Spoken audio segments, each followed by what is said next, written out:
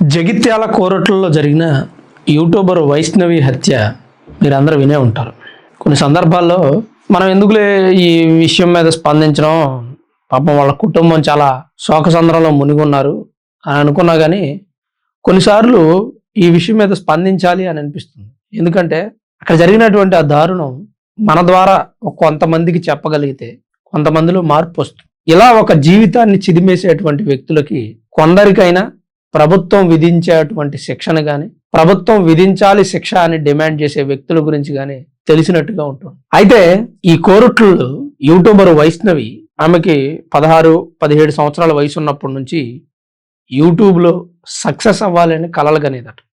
వాళ్ళ అమ్మకి చెప్పేదట, నాకు పెళ్ళొద్దు ఏమొద్దు, మగవాళ్ళు అంటే మంచివాళ్ళు కాదు, జీవితాలు నాశనం చేస్తారమ్మా, వద్దు పెళ్ళి అని చెప్పి అంటూ ఉండేదంట. యూట్యూబ్లో సక్సెస్ అవ్వడానికి వాళ్ళ అమ్మగారు హెల్ప్ చేసేది.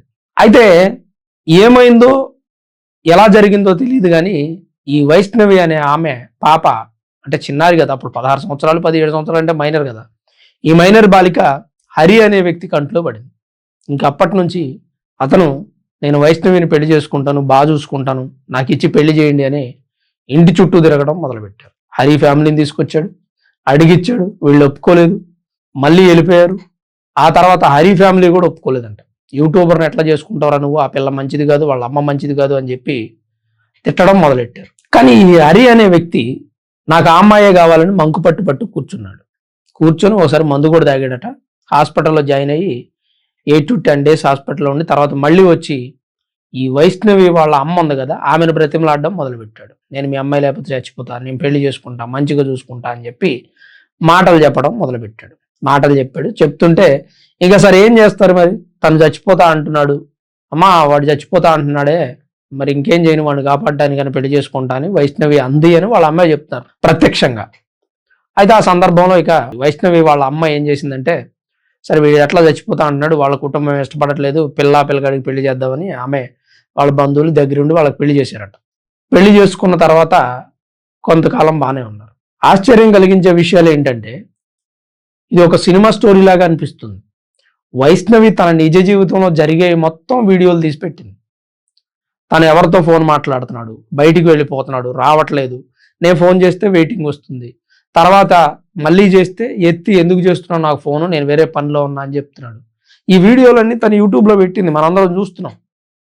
తన నిజ జీవితంలో జరిగేటువంటి సంఘటనల్ని వీడియో రూపంలో రికార్డ్ చేసి యూట్యూబ్లో థంబ్నెయిల్స్ కూడా తనే క్రియేట్ చేసేదట. వీడియోలు యూట్యూబ్లో అప్లోడ్ చేసింది. ఆ వీడియోలు చూసినటువంటి సబ్స్క్రైబర్స్ కానీ లేదా వ్యూవర్స్ కానీ, ఇవన్నీ ఫేక్ వీడియోలు, నువ్వు సరదాగా వ్యూస్ కోసం పెడుతున్నావు, సబ్స్క్రిప్షన్ కోసం పెడుతున్నావు, ఇది డ్రామా యాక్టింగ్, మాకు తెలుసు మాకు తెలియదు అనుకుంటున్నావు అని కింద కామెంట్లు పెడుతున్నారు. ఎవరైనా కామన్గా అంతే అనుకుంటారు కదా. ఇప్పుడు యూట్యూబ్ ప్లాట్ఫామ్ అంటే నిత్యం తన లైఫ్లో జరిగేటువంటి స్టోరీలు పెడతారని తెలుసు అందరికీ. ఉదయం లేచిన దగ్గర నుంచి నేను బ్రష్ చేశాను, టిఫిన్ చేశాను, బయలుదేరాను, బ్యాగ్ తగిలించుకున్నాను, ఆఫీస్కి వెళ్ళాను, ఆఫీస్ గడిచిపోయిందని, ఇలా సాయంత్రం వచ్చాక తన లైఫ్లో జరిగినటువంటి విషయాలు వీడియోలు చేస్తూ ఉంటారు వ్లాగర్స్. వైష్ణవి కూడా అలానే పెడుతుంది అనుకున్నారు చాలామంది. కానీ అదే తన నిజ జీవితం. తన లైఫ్లో జరుగుతున్నటువంటి ప్రతి అంశాన్ని తన సబ్స్క్రైబర్స్తో వ్యూవర్స్తో షేర్ చేసుకుంది. కానీ ముందుగా గమనించినట్టయితే బాగుండేది. తన లైఫ్ యూట్యూబ్లో పెట్టే అంత తెలివితేటలు ఉన్న అమ్మాయి తను చేసుకున్నటువంటి భర్త నుంచి మరణం ఉందనే విషయాన్ని గ్రహించలేకపోయింది. అయితే మ్యారేజ్ అయిన తర్వాత, మ్యారేజ్ అయ్యి మేబీ ఒక 7-8 నెలలు అవుతుందేమో, వాళ్ళ ఇంట్లో ఉంటున్నారు, వీళ్ళ అమ్మ దగ్గర ఉంటున్నారంట. అంటే వైష్ణవి వాళ్ళ ఇంట్లో ఉంటున్నారు.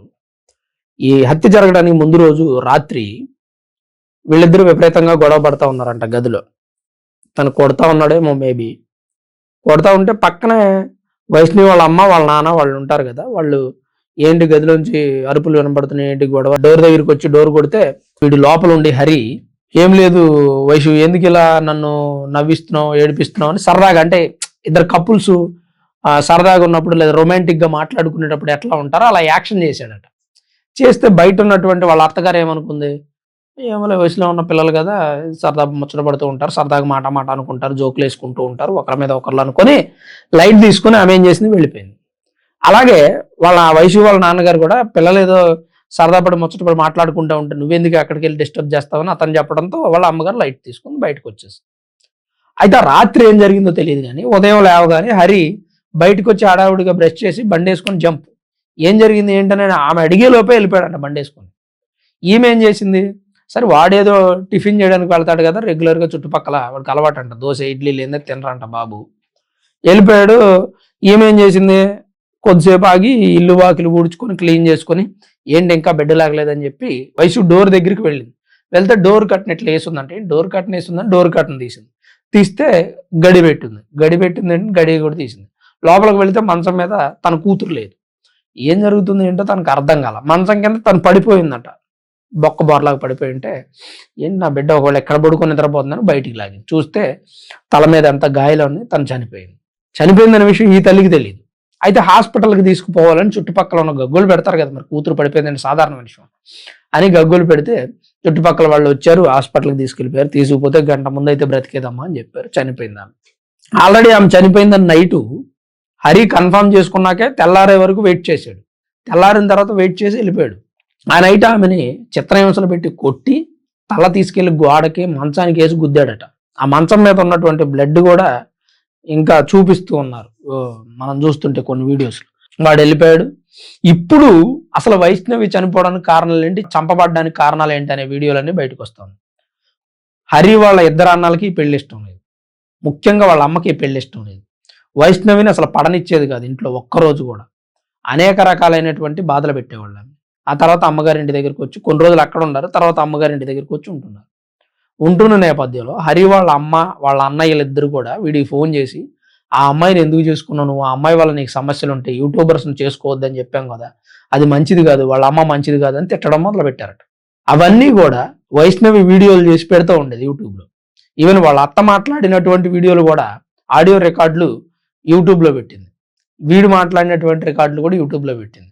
అలానే వీళ్ళిద్దరి మధ్య గొడవ పెద్దవాళ్ళు చేస్తున్నటువంటి పంచాయతీ వీడియోలు కూడా పెట్టింది. అప్పుడే వీళ్ళు ఇంకా గట్టిగా స్పందించి ఉండాల్సింది.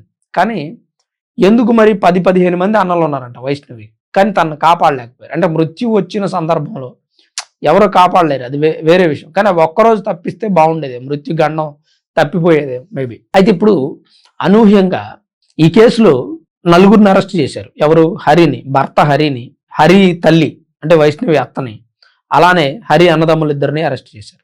ఇప్పుడు వాళ్ళని ఉరేస్తే తప్ప మేము శాంతించమని వీళ్ళు అంటున్నారు. అలాగే లేదా మాకు అప్పచెప్పండి మేము చంపేస్తాం అంటున్నారు. చట్టాలు కొన్ని అట్లా ఒప్పుకోవు మేబీ, కానీ జరిగినటువంటి అన్యాయం, ఆ అమ్మాయికి జరిగినటువంటి అన్యాయం ఏదైతే ఉందో దాన్ని ఎవ్వరూ కూడా తీర్చలేనిది. ఆ కుటుంబానికి జరిగిన అన్యాయం మరీ దారుణం.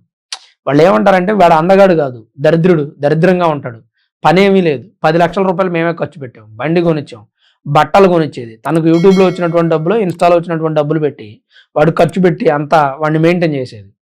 అయినా వాడు ఇంత దారుణానికి ఒడిగడతాడని మేము అనుకోలేదు. వాడు మాకు దొరికితే చంపేస్తాం, లేదా పోలీసులు చంపేయండి, వదిలేస్తే మాత్రం మేము చంపేస్తామని చెప్తున్నారు. అంటే వాళ్ళ బాధ మనం అర్థం చేసుకోవచ్చు, వాళ్ళ ఆవేదన అట్లా ఉంది, వాళ్ళ తీరు.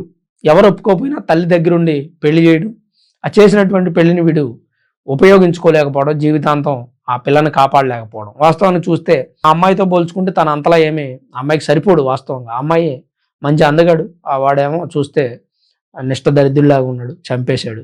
సరే జరిగింది. కానీ వీళ్ళ అన్నయ్యలు అనేది ఏంటంటే, అరే నీకు నా చెల్లికి ఏదైనా గొడవలు ఉంటాయి వదిలేసి వెళ్ళిపోతే బాగుండేది, లేదా మాకు చెబితే బాగుండేది. ఆ రాత్రి కూడా మాతో ఫ్రీ ఫైర్ ఆడేవు కదరా నువ్వు, ఆ రాత్రి మాతోనే బాగానే ఉన్నావు కదరా, మరి ఎంత దుర్మార్గం ఎలా చేయగలిగేవరా. నిజంగా ఇప్పుడు భార్యాభర్తలు ఇద్దరికి గొడవలు ఉంటాయి, వాడు తిట్టాడను లేదా ఈ అమ్మాయి తిట్టిందను ఇద్దరు ఏదైనా గొడవ పడితే సర్దుమణిగిపోద్ది, లేదా ఇద్దరు చెరో దెబ్బ కొట్టుకుంటారు. వాళ్ళ అమ్మ అనేది ఏంటంటే, వైష్ణవిని హరి ఒక్కడే చంపలేదు, ఎందుకంటే వాడొక్కడే చంపితే ఆమె ప్రతిగంట ఇచ్చింది, ఎదురు తిరిగిద్ది, వాడిని చంపే అంత అవకాశం ఇవ్వడదు. వాడు 2 దెబ్బలు కొడితే ఇది ఒక్క దెబ్బ అయినా కొడుతుంది, లేదా బయటకు వచ్చి చెప్తుంది. కానీ అక్కడ వాళ్ళ ఫ్యామిలీ కూడా వచ్చారు రాత్రి, వాళ్ళందరూ కలిసి కామ్గా నా కూతురుని చంపేశారని ఆమె చెప్తుంది. ఇది ఈ కేసులో నిజంగా అనుమానించాల్సినటువంటి విషయం. ఎందుకంటే ఆ అమ్మాయి చాలా అగ్రెసివ్గా ఉంటుంది, చాలా కాన్ఫిడెంట్గా ఉన్నటువంటి గర్ల్. అలాగే యూట్యూబ్లో వీడియోస్ చేస్తూ డబ్బులు సంపాదించాలి, ఫేమస్ అవ్వాలి అనేటువంటి ధైర్యం ఉన్నటువంటి అమ్మాయి అంటే చిన్న మైండ్ సెట్ అయితే కాదు, చాలా డేరింగ్ గర్ల్. అయినా కానీ ఆమెను చంపేశారంటే దాని వెనక ఎవరో ఉన్నారని వాళ్ళ అమ్మ నాన్న వాళ్ళ ఫ్యామిలీ అనుమానిస్తున్నారు. ఎవడైనా సరే ఇప్పుడు నేను ఈ వీడియో చేయడానికి కారణం ఏంటంటే, ఒక్కసారి ఒక అమ్మాయిని ప్రేమించి పెళ్లి చేసుకున్న తర్వాత తనతో ఏదైనా ఇబ్బంది ఉంటే పెద్దవాళ్ళకో పేరెంట్స్కో చెప్పి సర్దుకుపోయేటువంటి ప్రయత్నం చేయాలి. ఒకవేళ అది అవ్వకపోతే తన దారి తనది, మీ దారి మీదే అవ్వాలి తప్ప తనను చంపేసి నీ లైఫ్ స్పాయిల్ చేసుకొని తన కుటుంబానికి నీ లైఫ్ స్పాయిల్ ఏముంది? ఆల్రెడీ తనను చంపే ఆలోచన నీ మైండ్లోకి వచ్చిందంటేనే నీ లైఫ్ స్పాయిల్. అసలు నీకు లైఫ్ అనేది లేదు. కానీ తనకు లైఫ్ ఉంది కదా, ప్రశాంతంగా బ్రతుకుతుంది కదా పేరెంట్స్తో. దాన్ని పాడు చేసే రైట్స్ ఎవడిచ్చాడు నీకు? నీకు తనకు నచ్చలేదు, మీ అమ్మాయికి నాకు పడట్లేదండి, డివోర్స్కి అప్లై చేద్దామని చెప్పి పేరెంట్స్కి చెప్పి అప్పచెప్పి వచ్చేసాయి. అంతేగాని చంపడం అనేది చాలా రాంగు. ఆ తల్లిదండ్రులు ఎంత ప్రేమగా ఆ బిడ్డలను పెంచుకొని ఉంటారనేది కూడా ఒకసారి ఆలోచించాలి. అలాగే క్షణికావేశంలో సూసైడ్ చేసుకునే వ్యక్తులు కూడా ఆలోచించండి. మీరు ప్రేమించిన వ్యక్తి కోసమో పెళ్లి చేసుకునే వ్యక్తి కోసం క్షణికావేశంలో సూసైడ్ చేసుకుంటున్నారు. మీ తల్లిదండ్రుల పరిస్థితి ఏంటి? పెళ్లి చేసుకున్న నచ్చలేదనుకో, విడాకులు తీసుకునే ఆప్షన్ ఉంది, వదిలేసి వేరే పెళ్లి చేసుకునే ఆప్షన్ ఉంది. అవన్నీ వదిలేసి చనిపోవడం ఒకటే ఆప్షన్గా పెట్టుకున్న వ్యక్తులు నా దృష్టిలో అజ్ఞానులు. అలానే ఈ అమ్మాయి పాపం చనిపోలేదు, చనిపోయేటువంటి పిరికిది కూడా కాదు, ధైర్యమైనటువంటి మహిళ, బతకగలదు ధైర్యంగా వాడిని వదిలేసి. కానీ వాడు వదలకుండా చంపేశాడు. అది ఈ స్టోరీలో వాడు చేసినటువంటి తప్పు. ఇంకా ఆశ్చర్యకరమైన విషయం ఏంటంటే, తన లైఫ్ స్టోరీ మొత్తం రెగ్యులర్గా జరిగేటువంటి నిజ జీవిత చరిత్రని యూట్యూబ్లో పెట్టినటువంటి ఆ ధైర్యంగా ఉండేటువంటి అమ్మాయి. ఆ ధైర్యంగా ఉన్న అమ్మాయికి మరొక ధైర్యంగా ఉన్నటువంటి వ్యక్తి తోడైతే ఈరోజు చనిపోయేది కాదు, ధైర్యంగా బ్రతికేది. అవసరమైతే హరిగాడిని జైలుకి పంపించేది తను బ్రతికుండి. కానీ చనిపోయిన తర్వాత వాడు జైలుకి పోయాడు, ఉపయోగం ఏముంది? మరి బ్రతుకుంటే బాగుండేది అని అందరూ అనుకుంటూ ఉన్నారు. మరి ఈ నలుగురిని అరెస్ట్ చేశారు, వాళ్ళకి శిక్ష పడాలని మనం మనస్ఫూర్తిగా కోరుకుందాం. వైష్ణవికి న్యాయం జరగాలని ప్రతి ఒక్కరూ మన గళం వినిపిద్దాం. వైష్ణవి తరపున వీలైనంత మంది తనకు సపోర్ట్ చేసే ప్రయత్నం చేయండి, తన కోసం పోరాడండి. యూట్యూబర్స్ అయితే వీడియోలు చేయండి, ఇన్స్టా ఇన్ఫ్లుయెన్సర్స్ అయితే తన కోసం మీ గొంతు వినిపించండి అని నేను కోరుకుంటున్నాను మనసారా. మరి మీ అభిప్రాయం ఏంటి? మీరేమనుకుంటున్నారనేది కామెంట్ రూపంలో తప్పకుండా తెలియజేయండి. Thank you.